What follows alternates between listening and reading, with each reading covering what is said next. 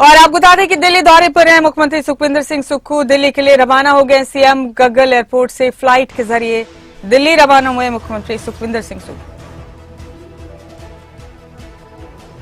दिल्ली में आज प्रत्याशियों की टिकट पर मंथन होगा। आज फाइनल हो सकते हैं लोकसभा और 6 विधानसभा उपचुनाव के लिए कांग्रेस के प्रत्याशी। और इसी सिलसिले में दिल्ली के लिए रवाना हुए मुख्यमंत्री सुखविंदर सिंह सुक्खू। रुख करेंगे प्रदीप ठाकुर का, हमारे ब्यूरो हेड बने हुए हमारे साथ। प्रदीप, ये खबरें थी पहले ही कि मुख्यमंत्री उस दिन दिल्ली जाएंगे जिस दिन फाइनल मीटिंग टिकटों को लेकर होने जा रही है, तो वो अब दिल्ली के लिए रवाना हो गए। प्रदीप, क्या लगता है आपको, आज शाम तक कोई सूची बाहर आ सकती है? और क्या ये जरूरी है कि 4 लोकसभा और 6 विधानसभा के उपचुनाव की सीटों का ऐलान एक साथ ही करे कांग्रेस? बिल्कुल, देखिए दोनों संभावनाएं हैं, क्योंकि हिमाचल की अगर बात करें तो अभी 7 मई को नोटिफिकेशन होनी है, चाहे लोकसभा चुनाव की बात करें या विधानसभा चुनाव की बात करें।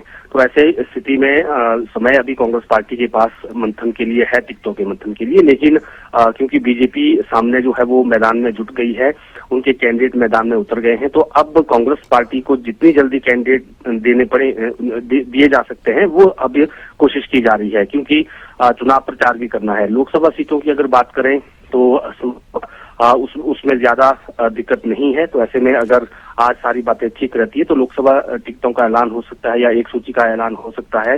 क्योंकि अगर हिमाचल की बात करें तो विषम भौगोलिक परिस्थितियां हैं, बड़े बड़े जो संसदीय क्षेत्र हैं और दूर दराज क्षेत्रों में जाना पड़ता है। तो ऐसे में जो लोकसभा का कैंडिडेट है उसको समय रहते अपना प्रचार शुरू करना पड़ेगा। इसके साथ साथ अगर विधानसभा उपचुनाव की बात करें तो जो 6 सीटों पर उपचुनाव होने हैं तो उसके लिए बेशक लिया जा सकता है, उसमें देखा जा सकता है कि स्ट्रॉन्ग कैंडिडेट कौन होंगे, क्योंकि सरकार का भी और कांग्रेस पार्टी का भी और कांग्रेस पार्टी की हाईकमान का भी पूरा फोकस यही है कि ज्यादा से ज्यादा सीटें जो है इस बार विधानसभा उपचुनाव में जीती जानी चाहिए, ताकि सरकार आने वाले समय में स्थिर रहे, उसे कोई दिक्कत ना हो। तो सारा फोकस उपचुनाव पर रहेगा।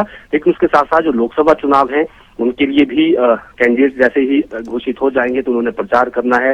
मंडी संसदीय क्षेत्र से प्रतिभा सिंह का नाम सबसे आगे चल रहा है और संभवतः उनका नाम तय माना जा रहा है कि वही चुनाव लड़ेंगी। तो ऐसी स्थिति में जब उन्हें टिकट मिल जाएगा तो ये बहुत बड़ा संसदीय क्षेत्र है।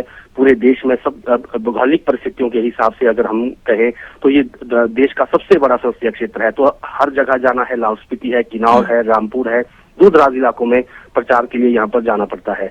इसके साथ साथ कांगड़ा की बात करें, शिमला की बात करें, पहाड़ी क्षेत्र है, शिमला संसदीय क्षेत्र भी, सिरमौर तक प्रचार के लिए जाना पड़ता है। तो ये सारी चीजें हैं और ऐसे में कोशिश कांग्रेस पार्टी की यही है कि लोकसभा के टिकट जो है वो अनाउंस किए जाए और फिर उपचुनाव को लेकर जो है उसके लिए भी जल्दी से टिकटों को लेकर नाम तय किए जाए। जी, क्योंकि उम्मीदवारों के नामों पर बहुत कुछ निर्भर करता है चुनाव प्रचार के दौरान प्रदीप, और जल्दी से कांग्रेस के उम्मीदवार भी सामने आए तो फिर मुकाबला भी समझ में आए किस कदर दिलचस्प है, कौन किसको किस तरह से टक्कर दे रहा है। प्रदीप, बिल्कुल आपने सही कहा, क्योंकि जैसी परिस्थितियां बनी हुई हैं और अभी जहां पर लग रहा है कई टिकट के चाहवान हैं और कई बार देखा जाता है कि उनको टिकट नहीं मिलता है तो वो निर्दलीय चुनाव लड़ना शुरू कर लेते हैं, वो बागीपन अख्तियार कर लेते हैं और उसके साथ साथ वो भीतर घात करने की कोशिश भी कई स्थानों पर होती है। तो ये चीजें पार्टियों को समय रहते जो है वो समझनी पड़ती है कि कब क्या चीजें हो रही हैं। तो यही चीजें रहती हैं कि अगर समय रहते टिकट दिया जाए तो एक तो प्रत्याशी फील्ड में उतर जाते हैं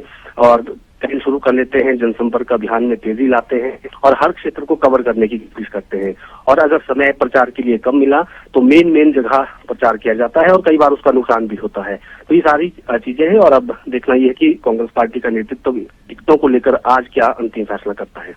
जी, बहुत शुक्रिया प्रदीप आपका इस जानकारी के लिए, बहुत बहुत शुक्रिया।